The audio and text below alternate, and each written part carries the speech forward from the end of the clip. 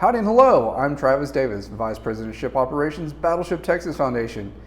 And I'm here today with not an update, but just a quick info hit. The dry dock that will be lifting Battleship Texas out of the water in August of this year. Yes, Battleship's not coming out of the water right now, not leaving San Jacinto right now, but the dry dock that will be lifting the ship out of the water will be in Galveston. We'll be arriving in Galveston tomorrow, June 4th.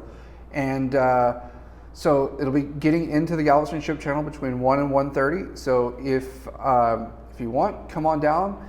Pier 20, Pier 21, Sewell Park, those are all good places to watch that dry dock come in, this massive structure, and just come see it and imagine the battleship on it in a few months and see this piece of history. Like I said, this isn't a full update. We will have a full update for you early next week. We'll be talking about the guns, the superstructure project, the dredge that just happened to the ship, and oh yeah, the dry dock. So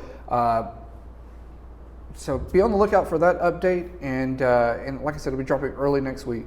And we'd love to see you down in Galveston this weekend to see the dry dock come in.